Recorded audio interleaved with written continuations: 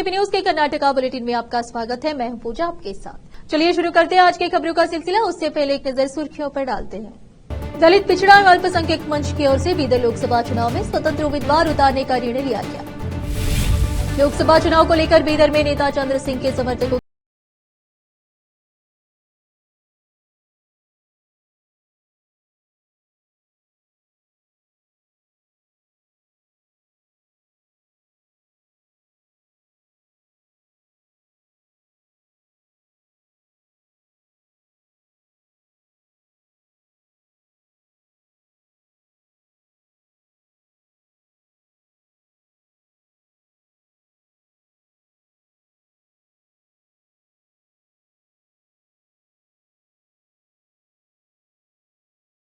समाचारों का सिलसिला शुरू करते हुए देखते हैं समाचार विस्तार से। पहले देखेंगे स्थानीय समाचार। बीदर लोकसभा चुनाव में स्वतंत्र उम्मीदवार उतारने का निर्णय लिया गया है, जिसकी बैठक आज दोपहर 12 बजे बीदर में भगत सिंह वृत्त के पास स्टार लॉज के सभागार में बुलाई गई थी। इस बैठक में कांग्रेस, बीजेपी, जेडीएस पार्टियों ने लगभग वर्षों से लगातार उत्पीड़न, अन्याय और राजनीति के दलित, पिछड़े, अल्पसंख्यक समुदाय से वंचित रखा है। हमारे समुदाय की रक्षा करने और एक राजनीतिक अधिकारी प्राप्त करने के लिए आज की बैठक में विस्तार से चर्चा हुई और सर्वसम्मति से 2024 के आम लोकसभा चुनाव में एक स्वतंत्र उम्मीदवार को मैदान में उतारने का निर्णय लिया गया।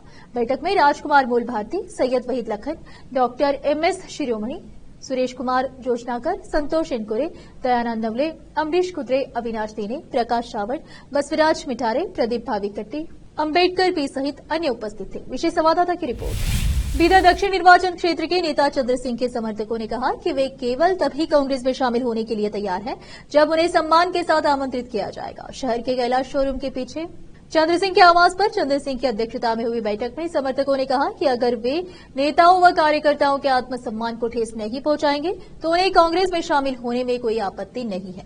चंद्र सिंह ने 14 साल तक बीदर दक्षिण में कांग्रेस पार्टी को जमीनी स्तर से मजबूत किया था। पिछले विधानसभा चुनाव में टिकट नहीं मिलने के कारण उन्हें निर्दलीय उम्मीदवार के तौर पर खड़ा होना पड़ा था। समर्थकों ने उन्हें बताया कि उन्होंने कांग्रेस छोड़ दी है और उनका समर्थन किया है। अगर कांग्रेस नेता उनकी भावनाओं का जवाब देने के लिए तैयार हैं तो हम फिर से कांग्रेस में शामिल होंगे, अन्यथा वे अगले कदम पर 11 अप्रैल को निर्णय लेंगे। विशेष संवाददाता की रिपोर्ट। रोकते समाचारों का सिलसिला ब्रेक के लिए। चल लौटते हैं ब्रेक के बाद। हिंदुस्तान के हर कोने में हम हैं मौजूद। 24 घंटे हालात पर गहरी नजर,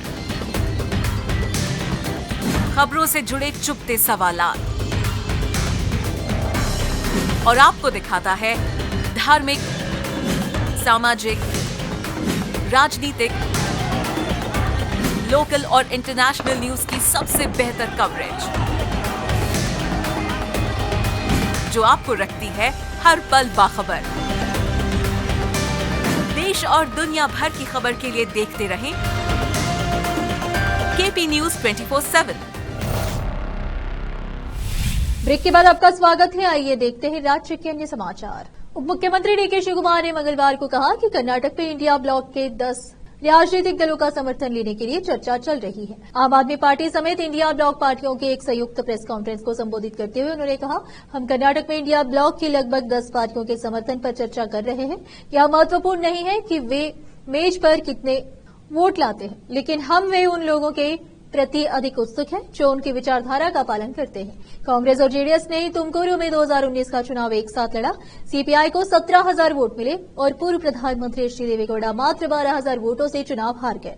हम 2024 के चुनाव में ऐसी ही स्थिति नहीं चाहते, इसीलिए हम चाहते हैं कि सभी गठबंधन सहयोगी एकजुट होकर काम करें। हम इस पर चर्चा कर रहे हैं। बीजेपी के वरिष्ठ नेता बीएस येदियुरप्पा ने मंगलवार को लोकसभा चुनाव के बाद कांग्रेस सरकार की अस्थिरता का संकेत देते हुए मुख्यमंत्री सिद्धरामैया के लिए रास्ता खत्म होने की भविष्यवाणी की। येदियुरप्पा मुख्यमंत्री सिद्धरामैया के सोमवार को अपने निर्वाचन क्षेत्र वरुणा के मतदाताओं से चामराजनगर के कांग्रेस उम्मीदवार सुनील बोस को 60,000 वोट की बढ़त देने के आह्वान का जिक्र कर रहे थे ताकि उन्हें किसी से चुनौती न मिले। येदियुरप्पा ने यह टिप्पणी शक्ति केंद्र 3-5 बूथों का एक समूह नेताओं और कार्यकर्ताओं के सम्मेलन में अपने संबोधन के दौरान की।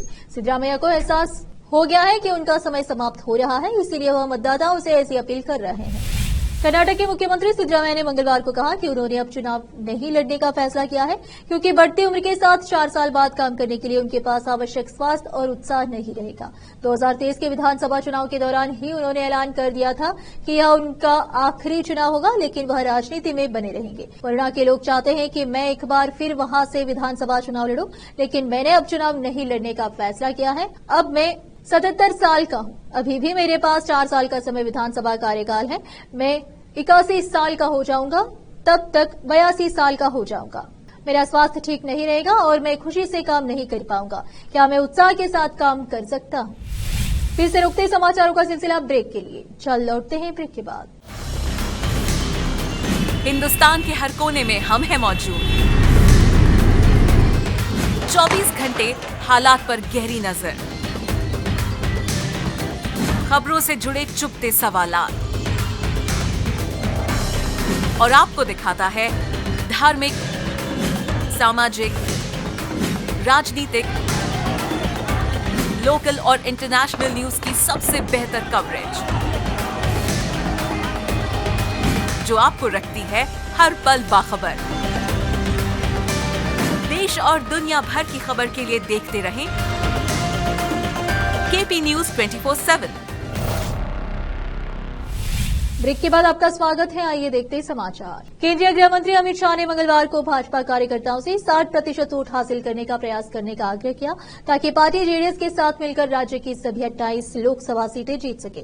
देश में बीजेपी के नेतृत्व वाले एनडीए के 400 सीटें जीतने के लक्ष्य तक पहुंचने का विश्वास जताते हुए शाह ने भारत गठबंधन को स्वार्थी हितों को पूरा करने के लिए काम करने वाले भ्रष्ट राजवंशों का एक समूह बताया। वहां यहां बेंगलुरु उत्तर, बेंगलुरु सेंट्रल, बेंगलुरु दक्षिण, बेंगलुरु ग्रामीण और चिकबल्लापुर लोकसभा क्षेत्रों से पार्टी के शक्ति केंद्रों 3 से 5 चुनावी बूथों के समूह के सदस्यों को संबोधित कर रहे थे। गृह मंत्री ने कहा, वही इंडिया गठबंधन जिससे यूपीए के रूप में देश पर 10 साल तक शासन किया, विभिन्न घोटालों के माध्यम से 12 लाख करोड़ रुपए की लूट के लिए जिम्मेदार था।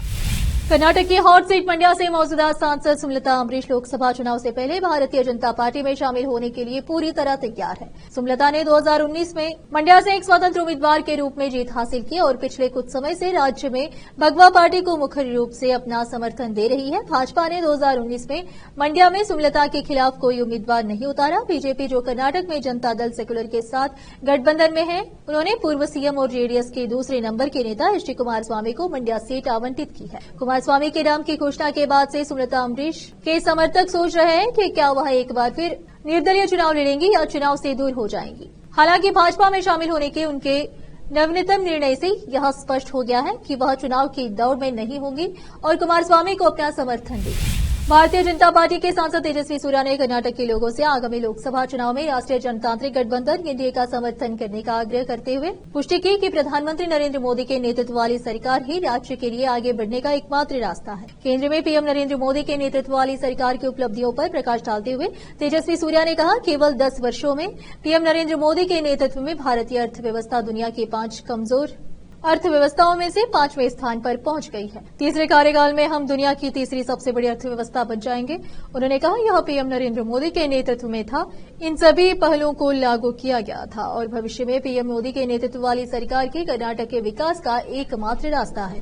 भाजपा सांसद ने संयुक्त प्रगतिशील गठबंधन यूपीए शासन के तहत देश में मामलों की स्थिति पर भी प्रकाश डाला, जो कथित तौर पर कई घोटालों से भरा था, जो पीएम के पारदर्शी और भ्रष्टाचार मुक्त शासन की तुलना में लोगों और उनकी आकांक्षाओं को विफल कर रहे थे। भाजपा के वरिष्ठ नेता के एस ईश्वरप्पा ने मंगलवार को कहा कि केंद्रीय गृह मंत्री अमित शाह ने उन्हें फोन किया और इस लोकसभा क्षेत्र से अपनी उम्मीदवारी वापस लेने के लिए कहा, लेकिन वह चुनाव लड़ने के अपने फैसले पर अडिग रहे।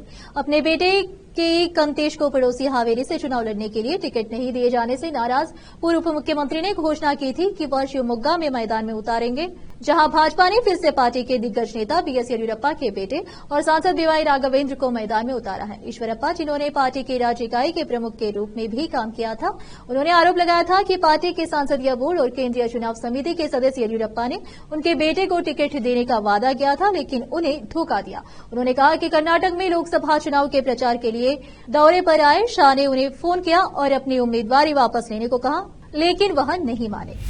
फिर से एक नजर मुख्य समाचारों पर। दलित पिछड़ा और अल्पसंख्यक मंच की ओर से बीदर लोकसभा चुनाव में स्वतंत्र उम्मीदवार उतारने का निर्णय लिया गया। लोकसभा चुनाव को लेकर बीदर में नेता चंद्र सिंह के समर्थकों की